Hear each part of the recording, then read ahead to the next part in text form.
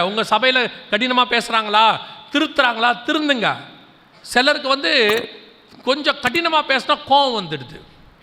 உடனே அது எப்படி, அந்த இடத்துல எவ்வளோ அன்பாக பேசுகிறாங்க தெரியுமா? பேசட்டும். என்ன இப்போ ஒருத்தர் என்கிட்ட சொன்னார், நானும் பார்த்துட்டேங்க, இந்த ஏரியாவில் எல்லா சர்ச்சும் பார்த்துட்டேன், ஒன்று கூட சரியில்லை அப்படின்னாரு. நான் சொன்னேன், நீ சரியில்லை. ஏன் அப்படி சொல்கிறீங்கன்னாரு. சபை பர்ஃபெக்டான இடம் இல்லை, பர்ஃபெக்ட் ஆக்குகிற இடம். இங்கே இருக்கிறவன் எல்லாம் அப்படி தான் இருப்பாங்க. ஒரு அரை வேக்காடு இருக்கும், ஒரு கால் வேக்காடு இருக்கும், ஒரு முக்கால் வேக்காடு இருக்கும், எல்லாம் தான் உட்காந்துருக்கோம். நீங்கள் சொல்கிறது எப்படி இருக்குது தெரியுமா? நான் எங்கள் வீட்டுக்கு பக்கத்தில் இருக்கிற மெக்கானிக் ஷெட்டுக்கு போனேன், எல்லாம் உடஞ்ச காருங்க, எல்லாமே ரிப்பேருக்கு வந்திருக்கு. என்னங்க மெக்கானிக் ஷெட்டு? மெக்கானிக் ஷெட்னா ரிப்பேர் ஆகி இருக்க வேண்டாமா? அது ஷோரூம். கார் அழகாக நிற்கணும்னா அது ஷோரூம். மெக்கானிக் ஷெப்பை திருத்துற இடம், ரிப்பேர் சரி பண்ணுற இடம். அதே மாதிரி சபை திருத்துற இடம். இது அழகாய் நிற்கிற ஷோரூம் இல்லை. நீங்கள் சபையை ஷோரூமாக மாற்றிட்டீங்க.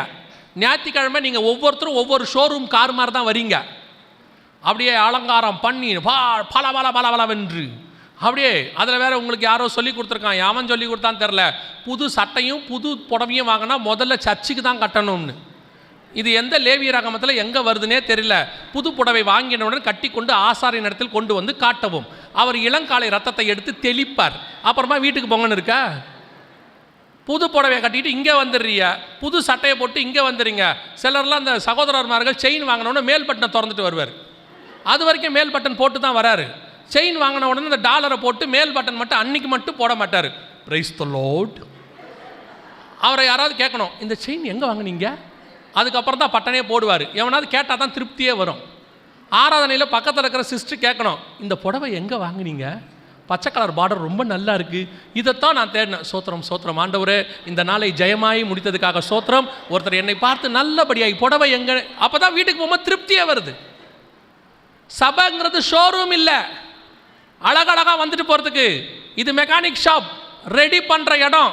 இங்கே தட்டி கிட்டி சுத்தில போட்டு அடித்து டிங்கரிங் ஒர்க் பார்த்து உன்னை ரெடி பண்ணி அனுப்புகிற இடம் சர்ச்சு.